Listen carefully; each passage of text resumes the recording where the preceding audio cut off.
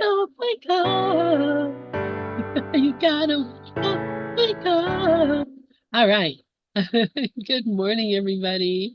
Welcome, welcome, welcome. We are here for our study of the children's version of A Course in Miracles. And I have a great group of people here, including Ozzy and Cora Young and Dove Fishman, Iris Allen, Karen Parenti, Ricky, and I guess Devin is gone. That's good, or that's fine. Of course, me, Lynn Johnson. Ozzy is our co-host, and she is going to be putting up our readings, and we're going to just go through and read some of these miracle principles or the teachings of A Course in Miracles that have been translated to, oops, let me stop my share, translated for children. And of course, since we're all children here, it's just the perfect thing for us. And so, Ozzy, if you would, or if you're able to, hello, good morning, just saying hi. Good morning. I am here. I'm just trying to, for some reason, I have like 7 columns, so I'm just trying to fix that. It's those sunspots. I think, you know, the sun has just been screwing everything up. We used to call it Mercury in retrograde, but now we're calling it solar flares. You know, it's when the moon hits your eye like a big pizza pie. That's that's astrology. Uh, so, uh, so what's going on otherwise? Anybody have anything they'd like to share? We just had a great meditation run by Devin, and I know I really appreciated it. But anyone would like to share anything?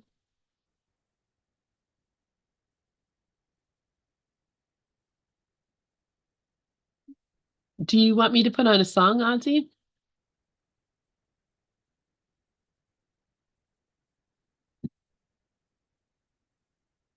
Oh, here we go. Here we go. It's like you were sitting in the theater waiting. Woo-hoo! Finally, the curtain comes up, the lights go down. Is that what happens? Yeah. All right, let me oh gosh, get our list of participants. Okay, so are we on number 52? Yes, that's what I had bookmarked. We can. All right, who would like to read number here. 52? How about I just read it here? Okay, sounds now good. that I'm unmuted. Yes, please Can go. you hear me? Yes, hear you fine. Good. Good, good. So I got the right volume sharing or microphone sharing. Well, you know what, Auntie, my microphone has been like switched around to a different microphone when I came in again this morning. Yeah. That's the solar flares, I'm telling you. Yeah, see? Yeah, it's weird that like I get what you're saying now because I'm like, how the heck are there 8 columns? And I couldn't even figure out where to find it, but all of a sudden I was shown, so it's all good. I had to let go of my panic. That's it. Take a deep breath. Yeah. And be like, all right, show me where it is. And I had already been there, but I didn't see it. I love it. Isn't it a lesson all the time? It is awesome. Okay. All right, my dear. The miracle super fair and helpful magic. Sounds like a fair, F-A-R-E, but or no, an F-A-I-R is the one with the like all the rides and stuff. So yeah, I get it. A miracle is like a magic trick that helps fix mistakes we make when we see things not quite right. But here's the fun part. Miracles don't care how big or small the mistake is, and they don't even mind which way the mistake goes. They're like the friendliest helpers ever because they correct our not so true perceptions, no matter what. Which just happened for me. So miracles are happening all the time. Now imagine if we had a friend named Christ who could do these miracles. Christ is like a super duper magician, but guess what? Christ's magic is super smart because it helps the people who can use it. It helps the people who can use it best. And when those people use it, they share the magic with others, creating a big chain of happiness and love. Reminds me of pay it forward when you get into, if you're going for coffee in a Tim Hortons, or that's Canadian. So Dunkin' Donuts, I guess in the US it's called perhaps. And I don't know if you've ever been a line where the person ahead of you pays for your meal. And then I've heard on the radio where people were up to, a double digit number of consistent sharings where people just kept going with the paying for the coffee in the lineup. So that's what it reminds me of. I just thought of that because it's a big chain of happiness and love and sharing. But here's the coolest thing. Miracles don't follow any rules like size or direction because they're all about bringing back the real way of seeing things. It's like magic that fixes mistakes without any limits. Only us humans make the mistake of thinking that magic should follow rules, and that's because of our silly beliefs. Exactly. Magic doesn't follow any rules. And everything here is magic because it all stems from the body being magic. So everything else is magic too. So remember, when you see something not quite right, just believe in the magic of miracles, and they'll help you see the world in a happier way. And that's 52, the miracle super fair and helpful magic. And I love it. I hope you love it too. Anybody have anything to say on this one? I was just going to say this is really beautiful because it really is teaching kids that it's everybody's job. So and it's for everything that's happening. So no matter what it is, uh, no matter what the upset, whatever it is, it's always going to be okay because we have a super duper friend, the Christ, the mind of Christ that's in us, and it will um, show us what's right and what's really happening. And when we see that clearly, we are happy because joyful, because we know that it means nothing really happened. Nothing is really going on here. So there, there, there, we have a magical thing that fixes all mistakes, and it doesn't matter how big or how small. There is no order of difficulty, and I love that. Anyway, thank you for reading, Nazi. Let's see. Iris has her hand up. Go ahead, Iris. Thank you, Lynn. I was just remembering something. I was just listening on the in the sound, but it says here something like, "Only us humans make the mistake of thinking that magic should follow rules, and that's because of our silly beliefs." And when I read that, I just had this, I just remembered this instance when last week I was walking home from work, and I was just walking on the street. And on the street, there was this mom, and maybe it could have been an aunt or a friend or something. So there were these two ladies and a little child. Maybe the child was like five, or just a very young child, 5 or 6. And the child was distressed. I could tell like the child was tired and or whatever. Like the child was a bit like he wanted to cry, and the mom was scolding him. And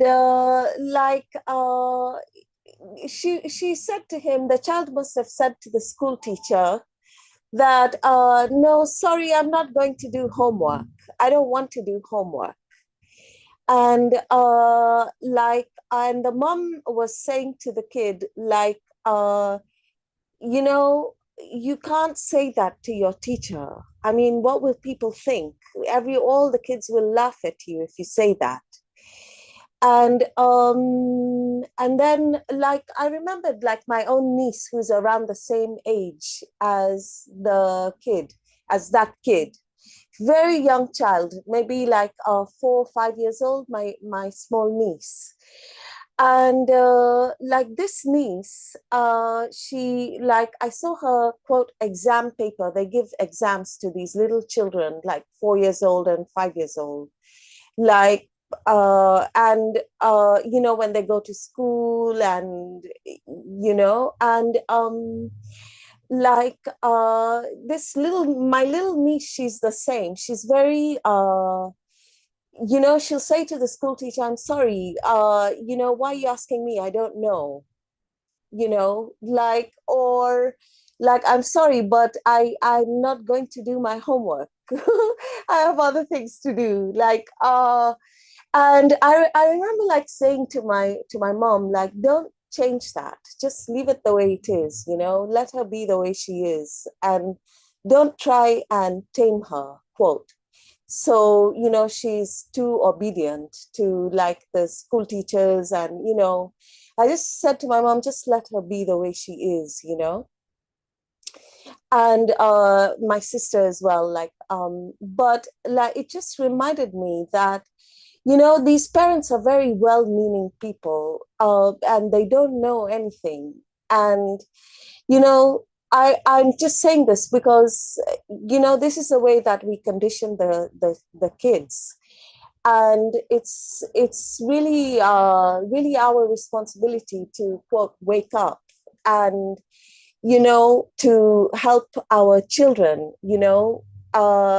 not be like from a cookie cutter, and, ultimately it will, just help them to, if the parents are doing their, quote, work, maybe, whatever they're doing. But just a couple of things. I don't know what I think of it, other than, it showed me, like, how difficult it is to undo certain ideas and beliefs, because, as children, all of us, we've heard the same thing, like, literally, like, ingrained in us, like, we just keep hearing the same stuff, and we're going to believe it. So now, like, as, quote, grown-ups, when we try to change habits and stuff, it's so difficult, stuff like that. So, yeah, thank you. And I'll just hand back over to Lynn. Thank you for that, Iris. And gosh, you're making me think of when my kids were little. And by the time I had children, because I had been looking at this stuff since I was a kid, I've been looking at, how people are and why people do the things they do. And I read, books. I read a book when I was like 13 or something, called The Coming of Age in Samoa, by Dr. Margaret Mead. And I had been like this little kind of shelter-minded little Catholic girl, and, had this idea of what the world was. And I read this book that said to me, people are not all the same, and the things you think are important, other people don't think are important at all. And the things that other people think are important, you don't even know what they mean. So I began to see that, my beliefs, the stories that I had told myself about what was going on in the world, were made up. I saw that, and so I started looking all around me at all the ways that everything that was being told to me had been invented and made up by somebody. And I stopped going to church, stopped taking communion. My mom sat in the pew and cried because I wouldn't go out get because I realized, that's bullshit. Excuse my language. That's not really, this is a story. Somebody made this up, you know. It was terrible, terrible, terrible. But I realized that. And so when my kids were growing up, the way that we raised them, the way that we taught them was, this is how the world is. Here's how people think. Here's what people think is important. Here's what people think is real. You have to be very careful when you're dealing with other people that you respect their thoughts, because as insane as it may seem to me or you, that's what they think is very important. So in the world, when you're going to work for a boss or you're going to school and the teacher is telling you this, that, and the other thing, you are not to argue with the teacher, tell her that you know better, that's not right, any of those things, or I don't want to do this, or I don't like that. You agree with the teacher because you're in her world, and in her world, it's very important for you to succeed. Same thing when you get a job and go to work. You have to live this second life, this double life, but really know for sure.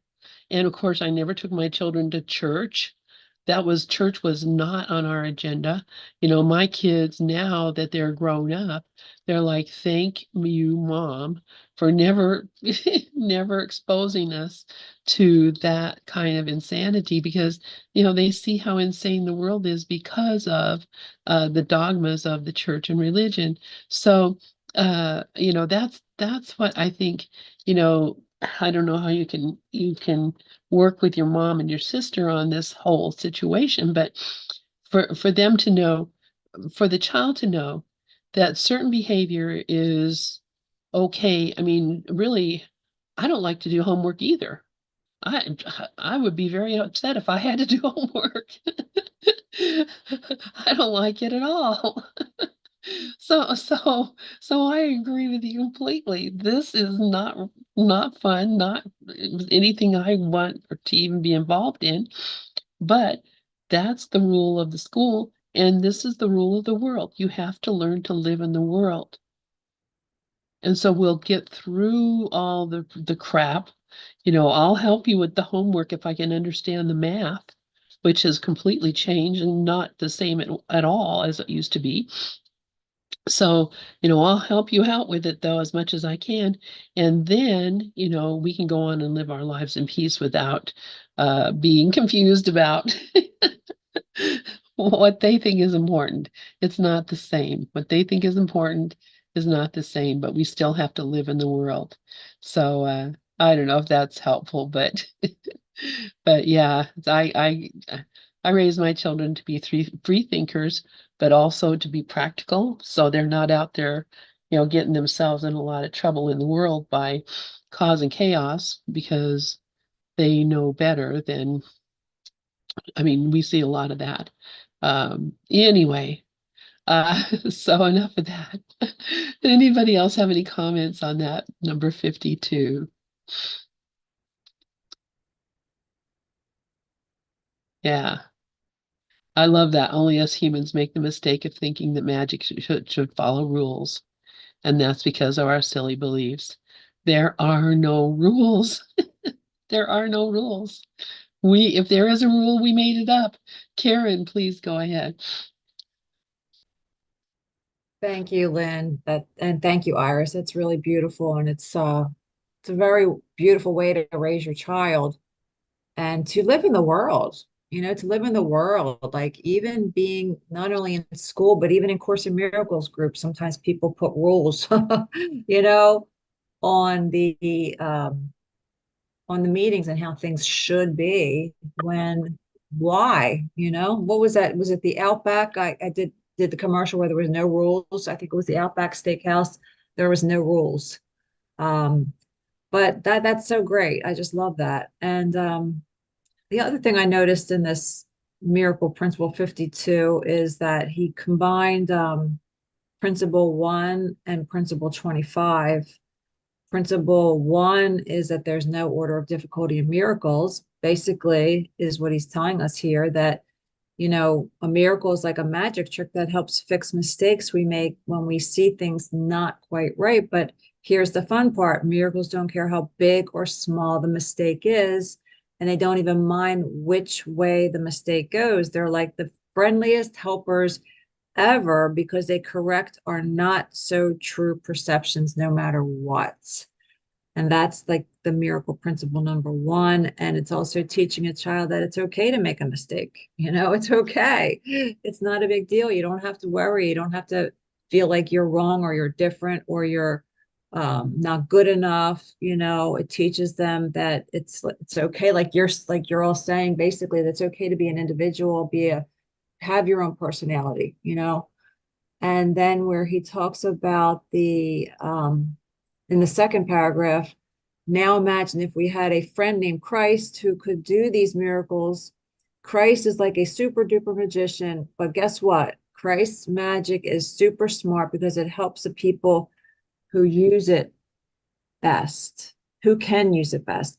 And when these people use it, they share the magic with others, creating a big chain of happiness and love. And that reminds me of Principle 25, that miracles are part of an interlocking chain of forgiveness, which, when completed, is the atonement. So it's that chain of forgiveness where we're just looking at everyone the same. We're seeing we all have the same interests. We're all here to, not judge each other and not put restraints on each other and rules and restrictions on each other, but let people be as they are and accept them as they are. So I think that's really important for children and everyone, but especially as a child growing up, it helps them to be, I think, a little more just happy, just like this is saying, a big chain of happiness. So thanks.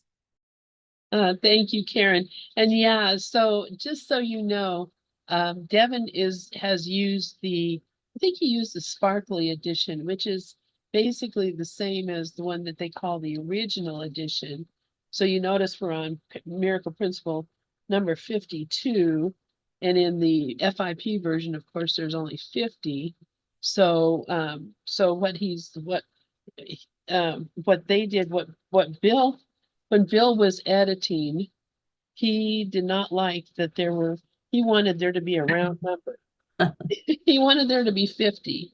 And so they rearranged some of these principles and gave them, put them together. So you're right about that, that was, and if I had, yeah, because I'm looking at the original edition and I have the Sparkly here too, both. So it's let's see, 52. The miracle makes no distinctions, right? The miracle makes no distinction among let's see, among degrees of misperception.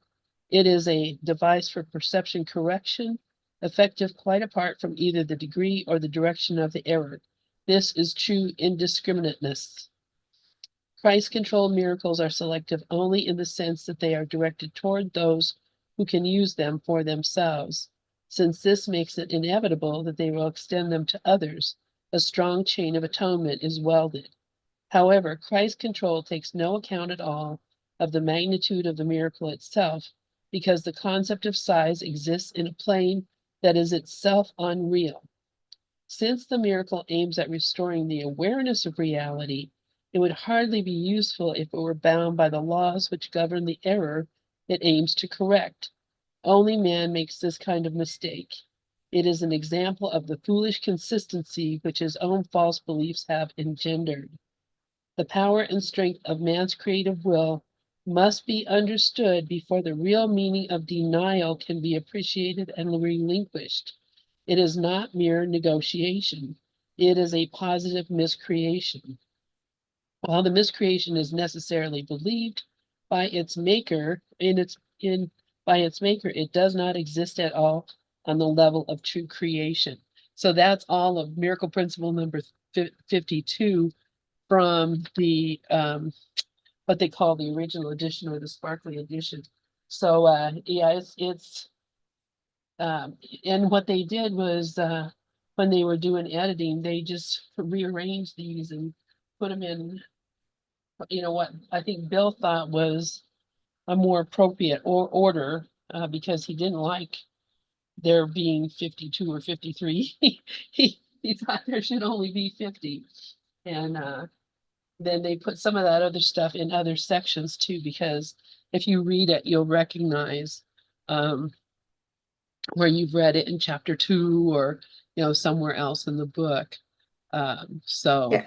Thank you for clarifying that. I kind of remember the story, but I wasn't 100%. I didn't remember it all. So thank you for that, Lynn.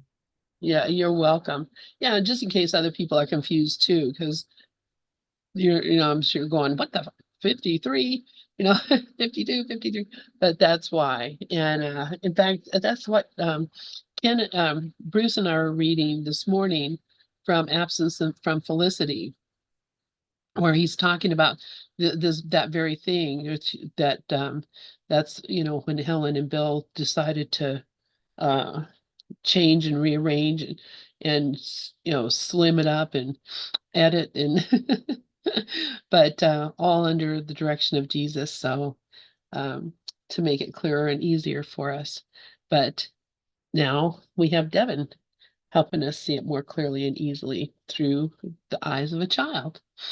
So anybody else have any thoughts?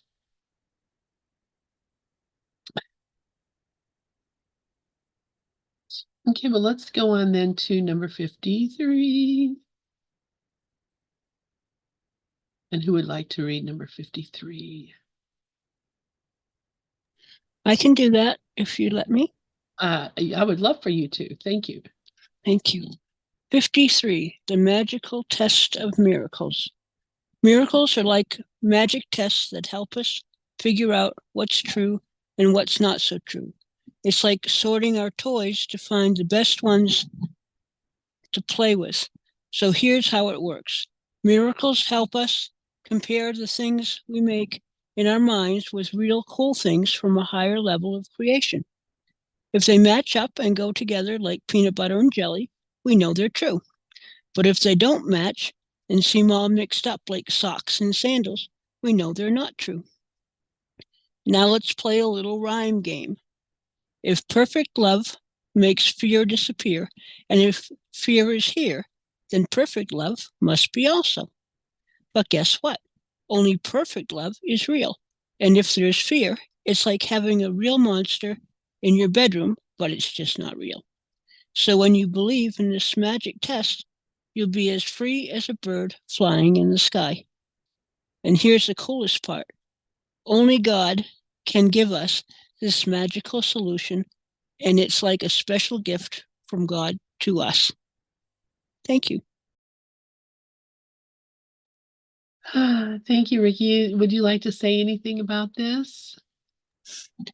I would.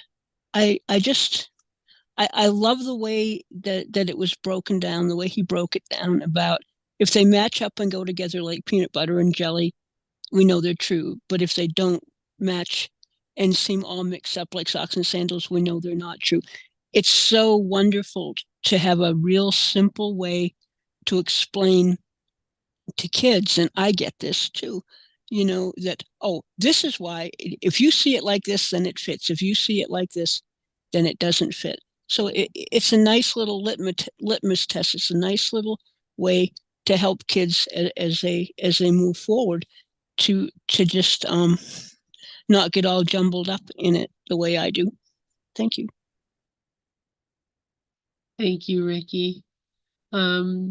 Anybody else have anything they'd like to share or any questions or comments?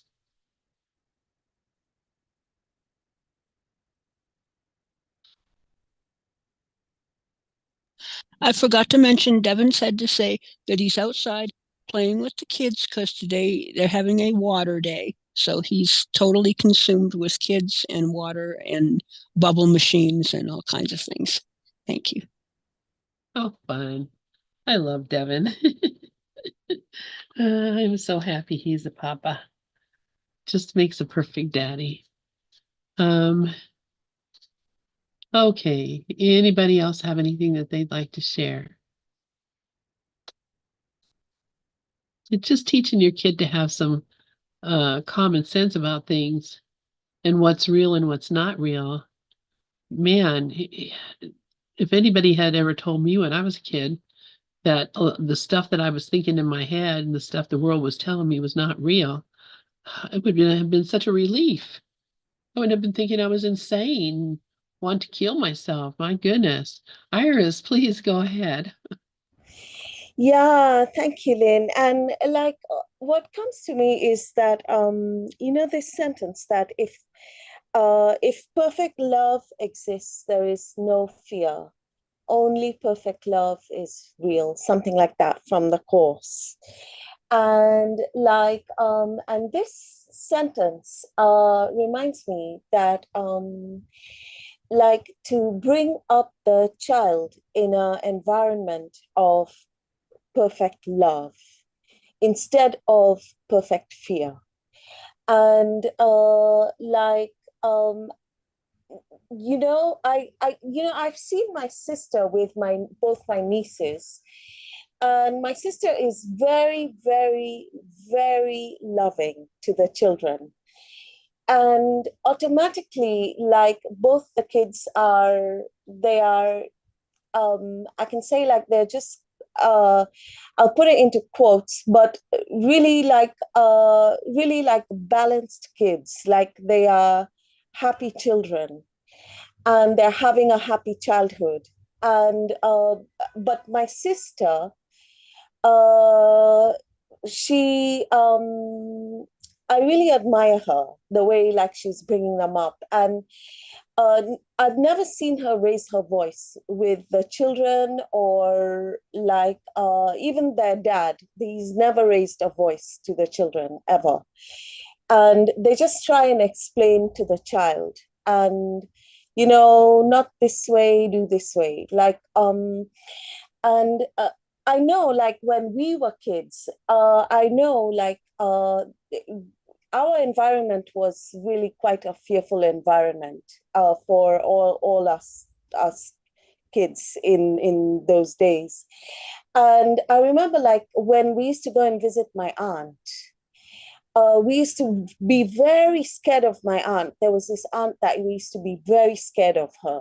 And we were all all the kids, there were like 10 kids from like the three parents, and we were all 10 or 12 kids, like very, very of different ages. But if someone didn't eat the food on their plate, like we were all given like food, and if someone didn't eat the food on their plate, that person is going to get locked in the store indefinitely. And the store is a very scary place. It's dark in there, like pitch black, and there are cockroaches and God knows what else there. So every kid had to finish their food. But you see, that is very like, it's just one example of like, like the fear, like putting the fear in the child rather than like the other way, which is like,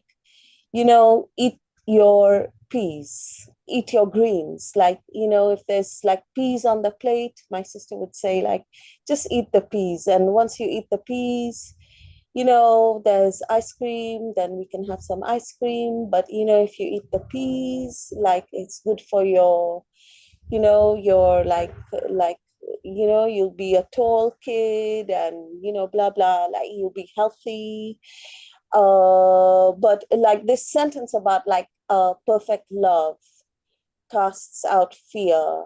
I think it really helps the child, because as the child goes out into the world, they don't see everything with a fear lens, like it just makes their life easier. Like like just their perspectives easier, that they're not going to get punished. Like, it's not, they will see, they'll just see just things in a more wholesome way. And handing to Lynn. Thank you, Iris. And yeah, I mean, you're right. I mean, they were brutal when I don't know how old you are. When I was growing up, it was brutal. It was you children are to be seen and not heard, and you do what I say and don't do anything else. And yeah, or you would get, beaten, or things would happen to you. It's not a fun thing. Odsy, please go ahead. Yeah, my goodness, Iris, same thing, except we would have to sit at the table until we finished our meal. And sometimes I would be still sitting there 3 hours later.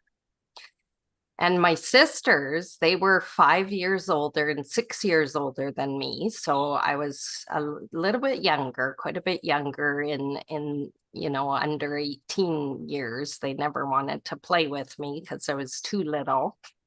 When they got older, when they were little, they took care of me and stuff too. But the thing was, they figured out how to put food in their mouth, and then they would wipe their face and they put it in their napkin. So they would go to the bathroom and then get rid of the food because they would have it all in their napkin. So they would get to leave, but I was too scared to do that. So I would be sitting there for 3 hours or so until I finally forced myself to eat this food that I either A, wasn't hungry for, or B, just didn't really like.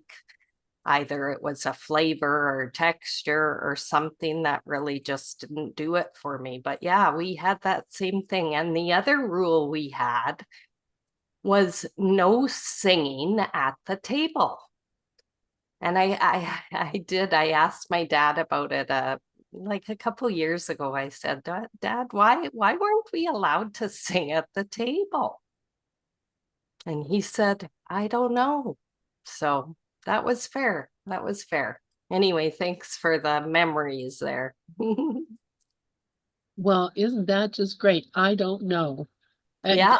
Yeah, I don't know. Well, I mean, maybe because you would choke on your food, maybe you should be eating and not singing. I don't know. Maybe, but that's it. They don't know why these rules. They don't know why these rules. The world doesn't know why. And then none of it has any meaning. We saw that in that last one. Karen, please go ahead.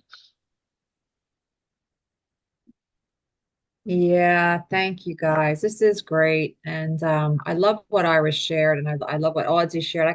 I could relate to that exactly, Audrey. And to add to that, my one sister, she would always get milk with her meal, and she would spit her food in the milk so you couldn't see it.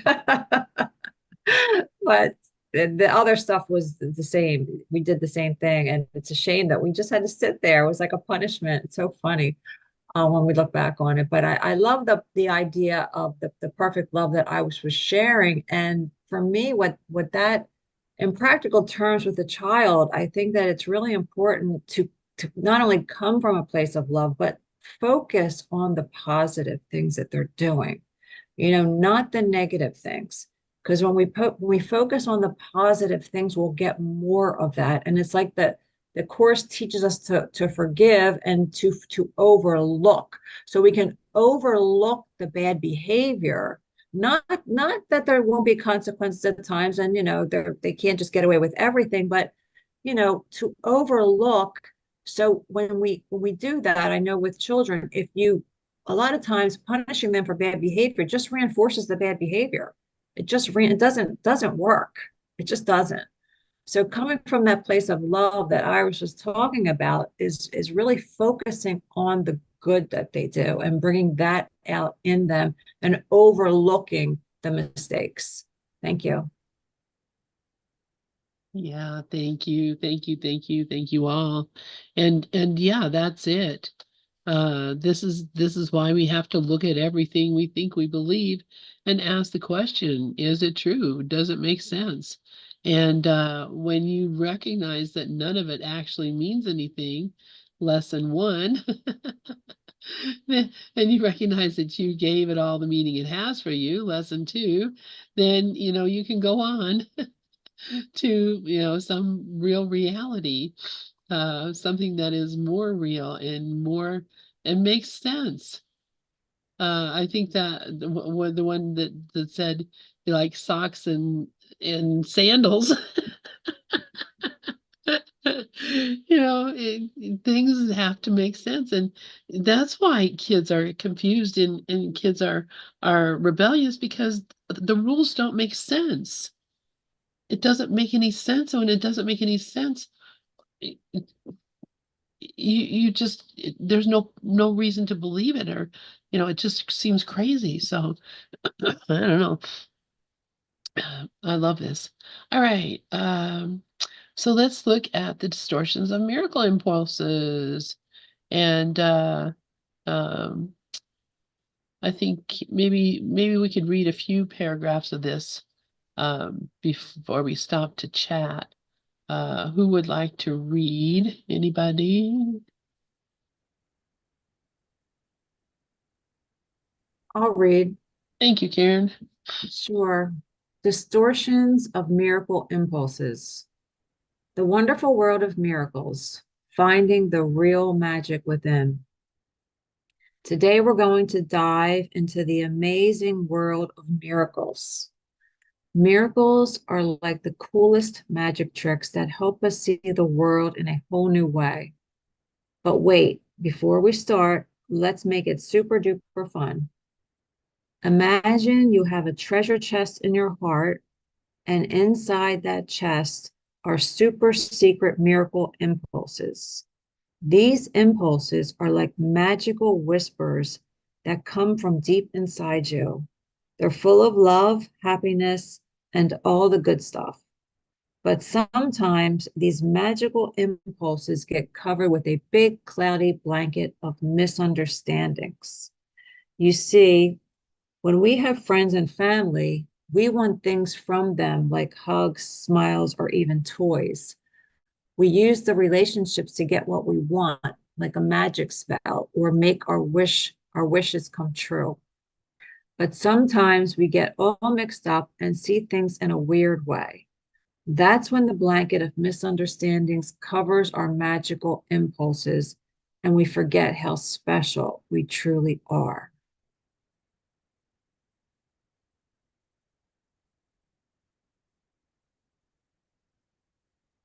Yeah, I think I'm going to finish. Now let's talk about something called defenses. It's like when you build a super strong castle to protect yourself from the dragon of misunderstandings. But here's the tricky part. These defenses can sometimes make our misunderstandings even stronger. It's like having a really fancy shield that doesn't let any good stuff in. But guess what? Miracles help us see through the cloudy blanket and fancy shields. They remind us that we're all connected, like one big happy family. And when we use these magical impulses, we share love and happiness with everyone around us. It's like spreading sunshine and rainbows. Now, here's a rhyme to remember. Miracles clear the way for love and joy to stay. And when we believe in these miracles, we become superheroes of happiness, making the world a better place. Oh, it's really sweet. I really love that. Yeah, it's really lovely. And Yeah. it's it's let's see, where do we end up? The whole idea There's one being more that, paragraph, sorry. okay. Oh, okay. I'll let you read the last paragraph, Karen. So, my little friend, always remember that you are here to create love, beauty, and goodness. Use the magic of miracles to see the world with your heart and you'll discover the real magic is all about sharing love and making everyone smile. Yeah, that's really sweet. And so it's been prompting us to listen to those little impulses that are telling us what to do, that we generally push down because we think we have a better idea or we think we have a better plan. You know what? I'm just sitting here and looking here on my desk. I have a Cedar Point shot glass. I was thinking about those roller coasters. How funny is that? But yeah, it's really learning to listen to those little impulses and not to be using our thinking, our misunderstanding, our what the world has told us, what we believed from before, not you letting that come in between us and actually doing what our heart tells us to do. And it really is listening with your heart. Anybody else have any thoughts about this?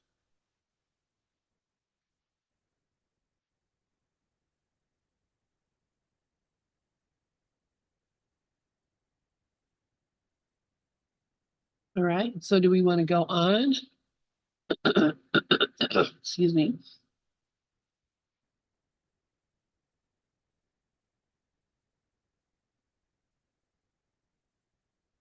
See.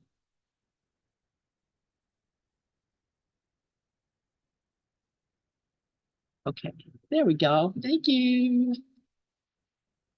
A little slow there, sorry. That's okay, honey. I know how it is.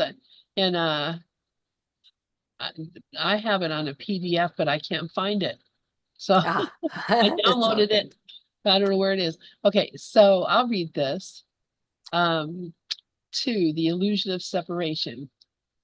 The amazing adventure of knowledge and the garden of need, lack. Need, lack. Oh, I like that. Hey there, young adventurer. Are you ready for a super cool journey into the world of knowledge and the mysterious Garden of Eden? Well, grab your imagination and let's go explore. First, we're going to use our magic dictionary to learn some special words. One of them is project. When we use project as a verb, it means to stretch something out, like when you stretch your arm forward. But when it's a noun, project means having a plan in your mind, or a project means having a plan in your mind, like when you're thinking about building a cool treehouse. So project or project, 2 different things. Now let's talk about another big word, world. Imagine our world as a giant puzzle with many pieces. Each piece is like a natural part of our earth, such as the land, the sea, and even the sky. So the world is like this grand division of our planet. Now here's where the adventure really starts. We're going to talk about something super interesting called projection. Picture this. You have a big movie screen in your mind, and you can show your thoughts and feelings on it. For example, if you're feeling super happy, you can project happiness all around you, making everyone smile. Now let's journey into the story of the Garden of Eden. But guess what? It's not a regular garden with flowers and trees. It's a magical place in our minds. In this special garden, people used to feel like they needed absolutely nothing. It's like having all your favorite toys, snacks, and hugs right there with you. I love this. But then something tricky, a bit tricky happened.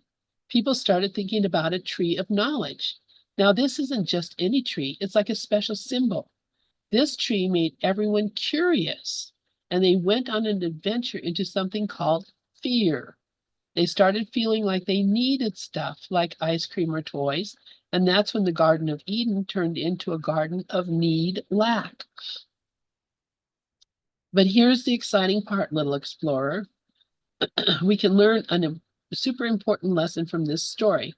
Instead of being scared or needing things, we can choose to share love, kindness, and happiness with everyone we meet. We can be like magical wizards who spread joy all around.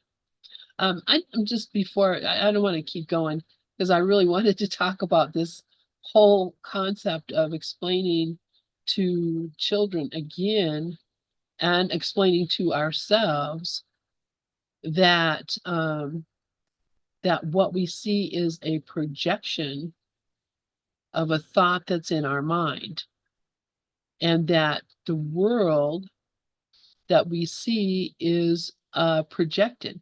Then we talk about the Garden of Eden, which is, you know, where we originated from. And um, in the Garden of Eden, we thought we wanted something called knowledge.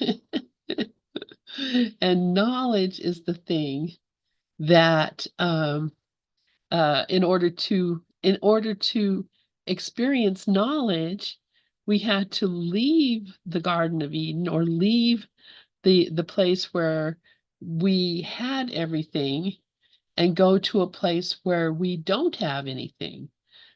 You don't develop knowledge of things unless you have a lack of knowledge that you want to fulfill. So we were, whether you call it the tree of good and evil, knowledge of good and evil, it's really a tree of judgment. That when we chose the apple from the tree, that we wanted to experience judgment and separation. So that's why we went into the adventure of fear, is because we wanted to experience separation so that we would have the knowledge of what being separate is. And also, by knowing what being separate is, we also know what not being separate is. We experience the opposite. We know the opposite of not being separate is being whole and being one. So, but we would never know that. We would never really know that unless we knew the opposite of it, which is fear, it's separation. So this all tracks, and I think is very interesting. Um, how this is going about. Does anybody have any thoughts about this or any questions before we go on? I'll read the last. So even though the Garden of Eden isn't a real garden with apples and birds, it teaches us that we can use our thoughts. Oops. Let's see, what did I do here? I got the bottom of the thing. It was covered up by a. Okay, thank you. Okay, your thoughts and feelings on it. For example, if you're feeling super happy, you can project happiness all around you, making everyone smile. Now let's journey into the Garden of Eden. But guess what? It's not a regular, oh, okay, I already read this. Or is this redundant? Okay, yeah. I thought I was there. Okay. Oh, looky here. Whatever you just did, I saw the bottom line after. So even though the Garden of Eden isn't a real garden with apples and birds, it teaches us that we can use our thoughts. And then I have a bar, so I can't see. I don't know what. It's so weird. Okay. Okay, sorry. Thoughts and feelings to make a world a better place. Let's go on more adventures and create a world full of smiles and laughter. So this is, yeah, that's very sweet. Does anybody have any comments on this part here? And I don't know if we have time to read another section, so would just like any comments that anyone might have, or any thoughts. I really the way they broke it up into NELAC. I really, because this when I got more involved in the course, the whole Garden of Eden and Tree of Knowledge stuff was really swimming in my head, being raised Catholic and whatnot. So the way they could bring it to that place of NELAC is amazing. It's just amazing. Thank you. Thank you. Yeah. And of course, that's the world we think we live in, is a world of need and lack. So, that's, the only reason we think we're here is because we wanted to know what it was like to be here. That's a simple thing. All right. Does anybody else have anything, or because we're getting up to the top of the hour, so maybe we could stop the share and just chat a bit. Lindsay?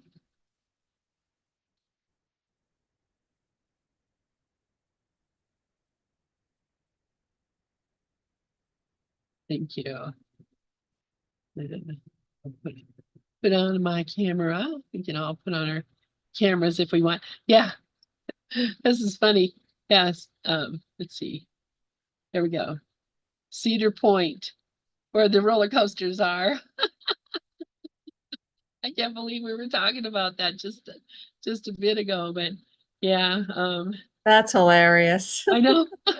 I use it now. I put my earrings and stuff in it, so my nail clippers, and I use it for like a little thing, but just funny that I didn't even think about it till I just looked down and said, Cedar Point. I love the roller coasters. All right, you guys. Well, I love you all. Thank you all for joining us today. And I appreciate everybody's hanging out. And thank you, Odzi, for your contributions here. It's just lovely. So I'm going to go ahead and let us all go. And Love you all. Thank you. love you too. Love you too. And just Thank you, Lynn, for so great. keeping everything going and having a space to be. Thank you. Thank you for recognizing that. It's a lot of fun. It's really, honestly, I love it. So, all right, you guys, see you all next week. Bye.